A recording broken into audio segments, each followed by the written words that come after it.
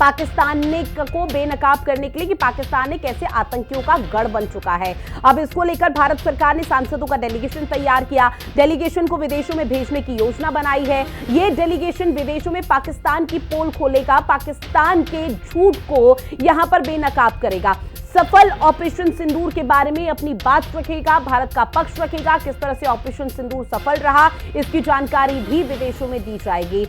यहां पर नकलची पाकिस्तान भी अब कुछ ऐसा करने को बेताब हो चुका है। भारत की तर्ज पर बिलावल भुट्टो को भेजने की घोषणा की है, जहां अब पाकिस्तान भी बाकायदा एक डेलीगेशन बनाएगा और उस डेलीगेशन का अगर कोई नेतृत्व करेगा तो वो है बिलावल भुट्टो। और आप लोगों को याद होगा, भारत पाकिस्तान के बीच में जब युद्ध जैसे हालात बने थे तो बिलावल भुट्टो वही है जिन्होंने खून की नदियां बहाने तक बात करती थी। तो अब ऐसे में सोचिए, बिलावल भुट्टो क्या ही शांति का पैगाम विदेशों में देंगे, और बिलावल भुट्टो दुनिया में शांति का संदेश देने की कोशिश करेंगे, लेकिन पाकिस्तान इस पर विफल नहीं होगा। ऐसे में कूटनीतिक मोर्चे पर लगातार पाकिस्तान घिरा हुआ है, जहां भारत ने पहलगाम हमले का करारा जवाब भी दिया। खास पैनल हमारे साथ जुड़ा हुआ है जिनसे आप सभी का तारुफ करा दें। हमारे साथ चंद्रेश कुमार जी जुड़े हुए हैं जो कि बीजेपी के प्रवक्ता हैं, साथ ही कर्नल विवेक शर्मा जी रिटायर्ड रक्षा विशेषज्ञ हमारे साथ जुड़ चुके हैं, और संजीव श्रीवास्तव विदेश मामलों के जानकार हमारे साथ जुड़ चुके हैं। आप तीनों का बहुत स्वागत करती हूं हिंदी खबर में। शुरुआत विवेक शर्मा जी मैं आप ही के साथ करूंगी। सर, भारत तो पूरी तरह से तैयार है कि अब जो डेलीगेशन यहां पर तैयार किया गया है वो अब दूसरे देशों में जाएगा और दूसरे देशों में जाकर ऑपरेशन सिंदूर की सफलता के बारे में जानकारी दी जाएगी, और यह भी बताया जाएगा कि पाकिस्तान ने कैसे आतंकियों को अपने देश में पनाह दी है। लेकिन सर, पाकिस्तान भी अब नकल कर रहा है, और पाकिस्तान क्या बताने की कोशिश करेगा? पाकिस्तान के पास तो मुझे नहीं लगता कुछ होगा भी बताने के लिए। रितु जी, आपने सही बोला। सबसे पहले तो मैं बताना चाहूंगा कि जो डेलीगेशन गवर्नमेंट ने चूज की है, एकदम एक्सेप्शनल, जी। एकदम जो कहते हैं इंटेलेक्चुअल लॉट जिनको कहते हैं, उनको हम भेज रहे हैं, और तकरीबन 49-50 कंट्रीज में जाएंगे। इसमें जो एमपीज हैं, आज एक हिंदुस्तान दिखा रहा है कि हम एकजुट हैं। जब बाहर से कोई खतरा आता है तो हमारी पार्टीज नहीं होती, हम हमारा भारत देश होता है, हम उसके लिए ही चलते हैं, उसके लिए ही आगे करते हैं। और दूसरी तरफ हमारे पास कहने को बहुत कुछ है, बिल्कुल। हमारे पास ट्रुथ है, हमारे पास हकीकत है। हमने जो ग्राउंड पर किया है वो जग जाहिर है, और क्यों किया है ये भी जग जाहिर है। लेकिन अभी ये है कि अभी ये सब चीजें, क्योंकि इंटरनेशनल मीडिया में हर एक चीज हो सकता है कि कवर ना करो, जो दूसरे कंट्रीज के लोगों हैं उन तक ये बात पहुंचाने के लिए कि भारत किस प्रकार का देश है, जो हम कभी हमला नहीं करते, लेकिन अगर हमला हमारे ऊपर हो जाए तो उसका जवाब कितने भयानक रूप से कैसे हम देते हैं दुश्मन को, वो बताना है, और क्या परिस्थितियां आई जब हमें ये एक्शन लेने पड़े। और एक बार फिर मैं कॉम्प्लीमेंट करना चाहता हूं इंडियन गवर्नमेंट्स को, और जो थीम सिलेक्ट की गई है, अभी मैं नाम जो पढ़ रहा था, मतलब कि आप उनको, हमने टीवी में कई बार देखा, उनकी जो ऑरेटर स्पीच है, उनका जो इंटेलेक्चुअल लेवल है कि बहुत अच्छा है। हमने गिने चुने अपने जो एकदम टॉप एमपी लॉट है उनको भेज रहे हैं। और दूसरी तरफ पाकिस्तान में कौन, बिलावल भुट्टो, शायद उनको उर्दू भी सही तरीके से नहीं आती बोलनी, पंजाबी भी नहीं आती, और अंग्रेजी तो वैसे ही उनका थोड़ा सा टच दूसरा ही है, तो वो क्या समझाएंगे किसी को। और साथ में उनके पास बताने को है क्या, वो क्या बताएंगे कि दुश्मन के ऊपर हमने क्या किया, उनका कुछ इफेक्टिव नहीं हुआ। क्या बताएंगे कि हमने पहलगाम में टूरिस्ट को मारा, इसलिए भारत देश ने हमारे पर अटैक किया, हमारे ऊपर, हमारे जो टेररिस्ट के गढ़ हैं उनको बर्बाद किया। क्या बताएंगे कि हमने एक टेररिस्ट नेशन है, हमारी जो पाकिस्तान आर्मी है वो टेररिस्ट को सपोर्ट करती है। क्या बताएंगे, मुझे तो समझ नहीं आ रहा। और इनका जितना कहते हैं कि जितना ये अपने आप को एक्सपोजर कर रहे हैं उतना हमारे लिए अच्छा है, उतना वर्ल्ड कम्युनिटी को पता लगेगा कि एक्चुअल में पाकिस्तान की गतिविधियां क्या है, वो कहते क्या है और करते क्या है। सिर्फ झूठ बोलने से अभी वो इंटेलेक्चुअल लेवल है, बाहर के कंट्रीज में जहां जाएंगे वहां पर इंटेलेक्चुअल लोग ही सुनने आएंगे, तो वो एकदम उनका झूठ पकड़ा जाएगा। तो अभी जैसे अभी मैं देख रहा था लिस्ट में, हमारे पास थरूर जी, झा, रविशंकर, कृष्णा मागे, शिंदे, और असुद्दीन ओवैसी, गुलाम नबी आजाद, मतलब आप नाम लोग लीडर्स का वो प्रेजेंट है। और इनके सामने पाकिस्तान क्या बोलेगा, क्या नहीं करेगा, अपनी सिर्फ बेइज्जती करवाएगा और इंटरनेशनल लोगों के सामने अपना क्या कहते हैं, खिल्ली उड़वाएगा। जी, यही कहना चाहता हूं मैं। ठीक है सर। निश्चित तौर पर देखिए, भारत की तरफ से जब पक्ष रखा जाएगा, ऑपरेशन सिंदूर की सफलता के बारे में जिक्र किया जाएगा इस डेलीगेशन की तरफ से, तो यहां पर यह भी मैसेज दिया जाएगा कि आतंकवाद पर भारत की जो जीरो टॉलरेंस की नीति है, भारत उस पर हमेशा से कायम है। संजीव जी, आपके पास आते हुए सर, आपकी नजर में आपको क्या लग रहा है कि पाकिस्तान का अगर डेलीगेशन क्या बताएगा? क्योंकि देखिए, बिलावल भुट्टो जरदारी इस डेलीगेशन का नेतृत्व करेंगे, और ये बिलावल भुट्टो वही है जो खून की नदियां बहाने की बात कर रहे थे सर। और इसके साथ ही जो तस्वीरें हैं वो तो पूरे विश्व ने देखी है, जिसमें मसूद अजहर की फैमिली को 14 करोड़ की राशि यहां पर देने की बात खुद सरकार ने की। ये बताएगा पाकिस्तान कि हम आतंकियों को कैसे पनाह दे रहे हैं? क्या पाकिस्तान ये बताएगा कि आतंकियों के जनाजे से कैसे सेना और सरकार यहां पर एक साथ खड़ी हुई थी? देखिए, एक ऐसा राष्ट्र कि जहां पर विश्व का सबसे अधिक कुख्यात आतंकी ओसामा बिन लादेन पाया गया था, और ये मिलिट्री एकेडमी के बगल में रह रहा था, आलीशान मकान में रह रहा था, और अमेरिका ने उसको ढूंढ निकाला और एक स्पेशल ऑपरेशन में बिना पाकिस्तान के सरकार के को हुए उसे मार गिराया। क्योंकि यदि पाकिस्तान को पता चल गया होता कि अमेरिका ऐसा ऑपरेशन करने वाला है, तो जाहिर है कि ओसामा बिन लादेन कहीं इन पाकिस्तानी हुक्मरानों ने उसको वहां से निकाल लिया होता। और एक ऐसा राष्ट्र जहां पर यूनाइटेड नेशंस सिक्योरिटी काउंसिल के द्वारा डेजिग्नेटेड जितने भी ग्लोबल टेररिस्ट हैं उसमें से आधे से ज्यादा अभी पाकिस्तान में मौजूद है। पाकिस्तान आतंकवाद को स्पॉन्सर करता है, सपोर्ट करता है, शेल्टर देता है, हार्बर करता है, और पाकिस्तान आतंकवाद के एपी सेंटर के रूप में जाना जाता है। और ऐसे ऐसे राष्ट्र में जो कि आतंकवाद के लिए पूरे विश्व में कुख्यात है, वो पाकिस्तान किस मुंह से अंतर्राष्ट्रीय समुदाय को फेस करेगा, इस बात को भी हमें समझने की जरूरत है। और पाकिस्तान के ये जो बिलावल भुट्टो जरदारी हैं, इनकी माता जी की जो हत्या है वो एक आतंकवादी घटना में हुई थी, और जाहिर है कि ये आतंकवाद के स्वयं बहुत पीड़ित है, और आतंकवाद के जो भस्मासुरों को इन्होंने फिर भी पालने पोसने बड़ा करने का ही कार्य किया है। तो एक ऐसा राष्ट्र जिसने कि जो कि आतंकवाद के भस्मासुरों को जन्म दे करके अपने अपने अपने अंदर ही उसने बड़ी समस्याएं खड़ी कर रखी हैं, अपने अंदर की चुनौतियां उसकी इतनी ज्यादा है।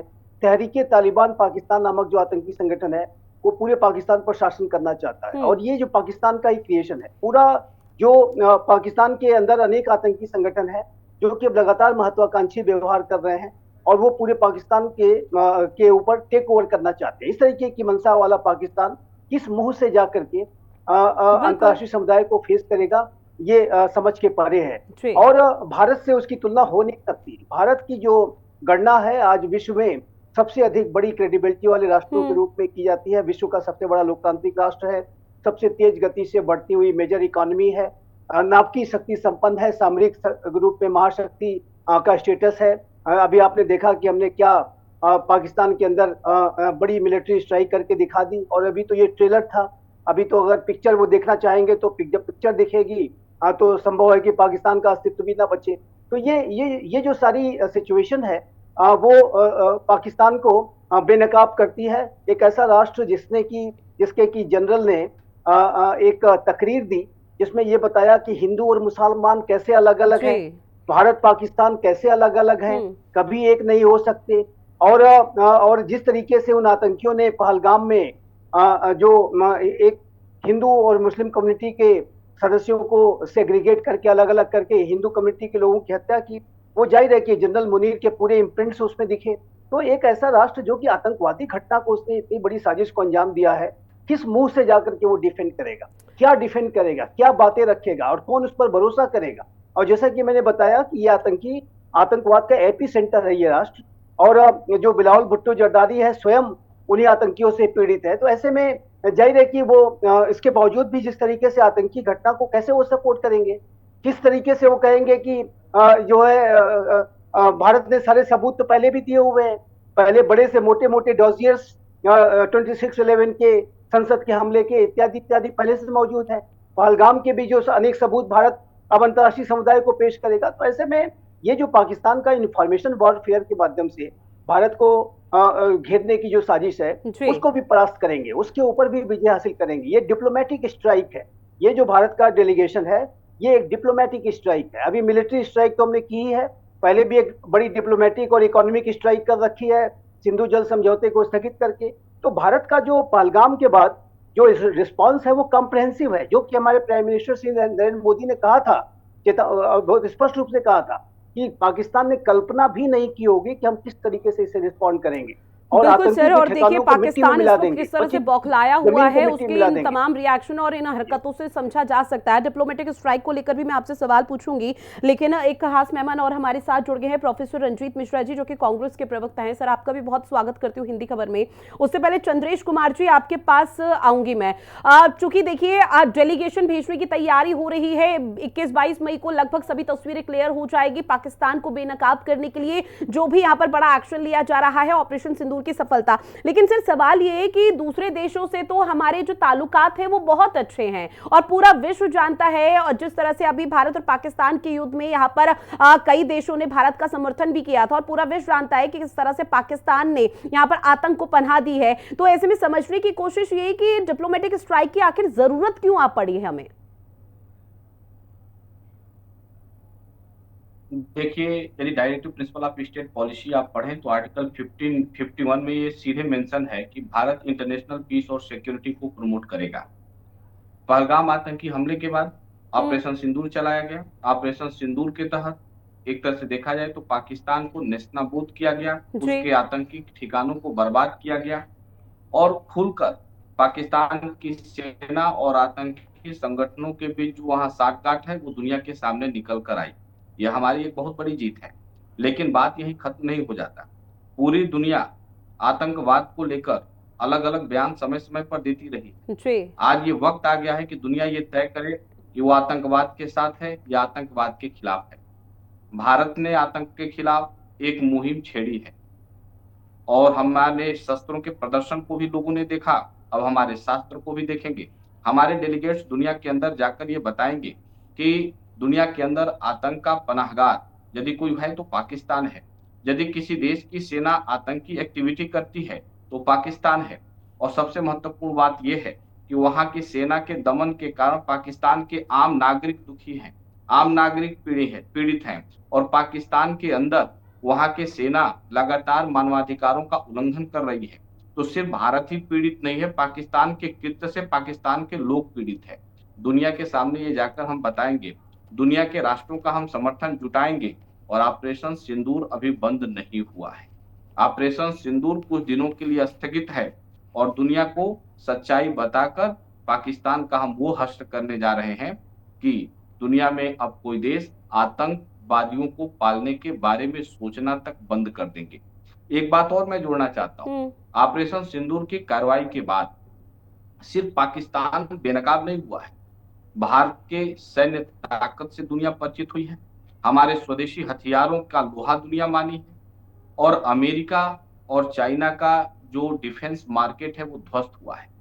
तो स्वाभाविक है कि कुछ देशों को बौखलाहट होगी, हमें उसको भी ध्यान में रखना है। और इन सभी बातों को लेकर हम दुनिया के बीच जा रहे हैं। हम अमेरिका से भी बात करेंगे, चीन से भी बात करेंगे, दुनिया के तमाम देशों से बात करेंगे कि आप ये तय करिए कि आप आतंकवाद के साथ हैं, आतंकवाद के खिलाफ है। आतंकवाद के खिलाफ है तो आपको हमारे साथ आना पड़ेगा, आतंकवाद के साथ है तो आपको पाकिस्तान के साथ जाना पड़ेगा। अब दोहरा चरित्र साथ चलने वाला नहीं है, दुनिया को स्पष्ट करना पड़ेगा कि वो किधर है। और भारत ने ये जो पॉलिटिकल डिप्लोमेटिक स्ट्रेटजी का पालन किया है, मुझे लगता है कि ये बहुत शानदार और एक बेहतर निर्णय है और यह निर्णय दुनिया को सच को स्वीकारने के लिए विवश कर देगी। और मुझे लगता है कि दुनिया इस बात को मानेगी और जो पाकिस्तान में बलूचिस्तान के लोग जो अपनी आजादी की मांग कर रहे हैं वो भी मुद्दा दुनिया के सामने उठेगा।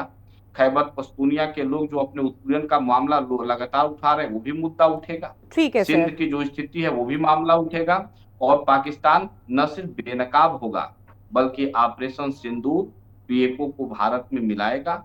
खैबर पख्तूनिया और बलूचिस्तान पाकिस्तान से अलग राष्ट्र बनेंगे और पाकिस्तान का नाम दुनिया के नक्शे से मिट जाएगा। ठीक है, सीधे तौर पर कहा जाए तो पाकिस्तान को सबक सिखाने का समय आ चुका है। भारत यहीं पर कदम पीछे नहीं हटाएगा और इस डेलीगेशन के तौर पर माध्यम से भारत को बहुत बड़ा फायदा मिलेगा।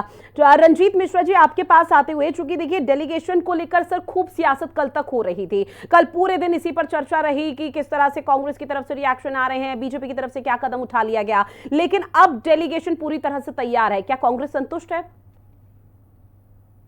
देखिए, जहां तक विदेश नीति का सवाल रहता है, कांग्रेस पार्टी लगातार सरकार के साथ रही है। और खास करके ये ऑपरेशन सिंदूर के समय में आपने देखा होगा कि सरकार का जो भी निर्णय हुआ, आर्मी का जो भी निर्णय हुआ, जी। उसके साथ कांग्रेस पार्टी पूरी तरह से खड़ी रही।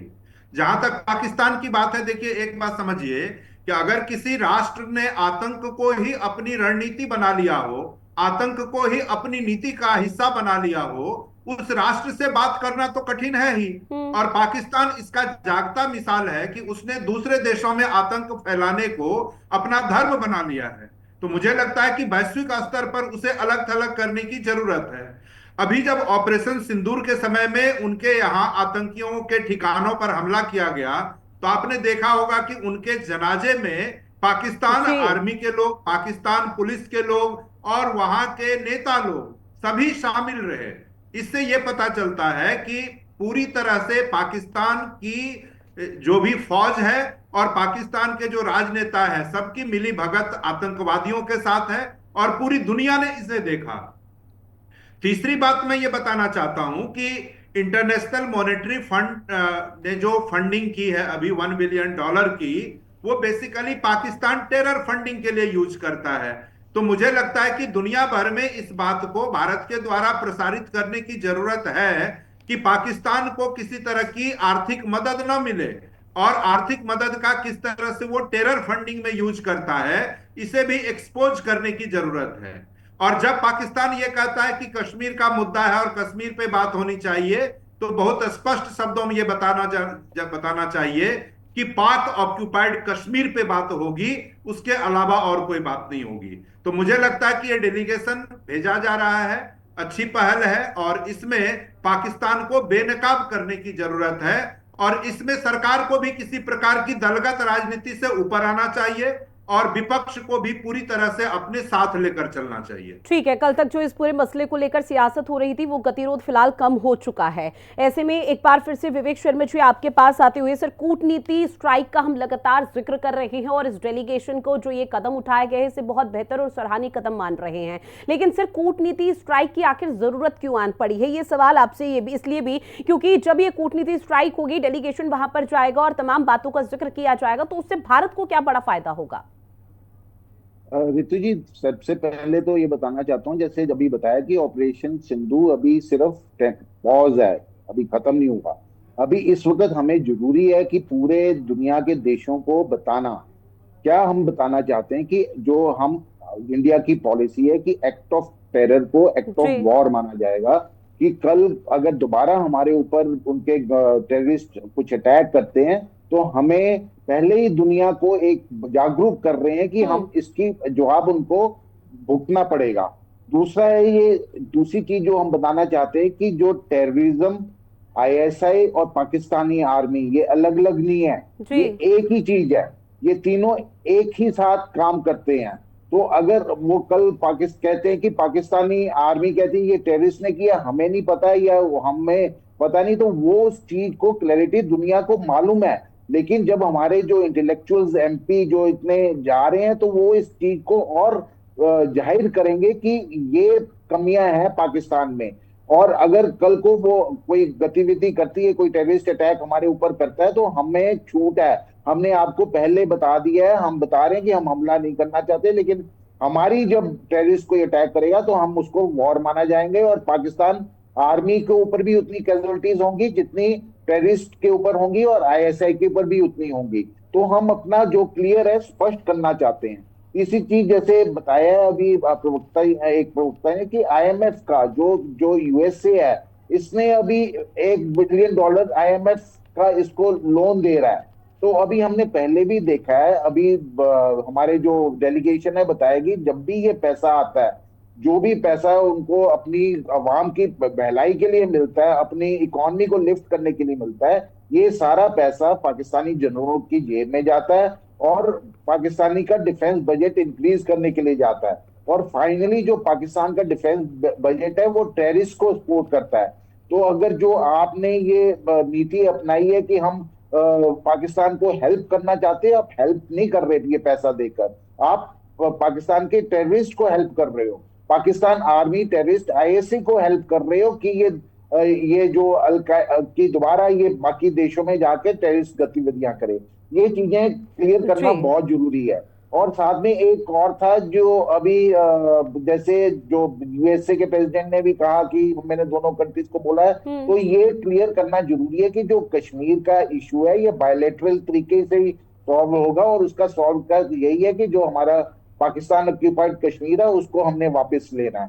तो हम बेसिकली ये जो डेलीगेशन है अपनी चीजों को क्लैरिटी में लाना चाहता है। जब आप किसी कंट्री में जाते हो, आप प्रेजेंटेशन देते हो, आप बात करते हो, तो आप में क्लैरिटी ज्यादा आती है और लोगों को उस दूसरे कंट्रीज को हमारा व्यू पॉइंट समझने में आसानी फील होती है। अदरवाइज इतना फॉल्स प्रोपेगेंडा, इतना पाकिस्तान का इंफॉर्मेशन का जो गलत वो र्यूमर्स फैलाते हैं, उसको खत्म करने के लिए जरूरी है कि पाकिस्तान को कि क्या हकीकत है ये पूरे दुनिया में पता लगे। और खासकर जैसे US, Panama, Gaza, Brazil, Colombia, Singapore, Malaysia, Indonesia, Arab countries, ये जितने भी कंट्रीज हैं, इनको जब डेलीगेशन ये सब चीजें बताएगी तो बट नेचुरल हमारा स्टैंड, और कल को कोई हम एक्शन लेते हैं पाकिस्तान के अगेंस्ट तो हम कह सकते हैं कि हमने आपको पहले ही बताया था। बिल्कुल, अगर भारत की तरफ से यहाँ पर एक्ट ऑफ वॉर जिसका जिक्र किया गया है, कल को अगर पाकिस्तान अपनी कायराना हरकत को अंजाम देता है तो भारत यहाँ पर सीधा अटैक करेगा। उस दौरान एक क्लियर स्पष्ट हो जाएगा पूरे विश्व को कि भारत ने तो पहले से ही क्लियर किया हुआ था।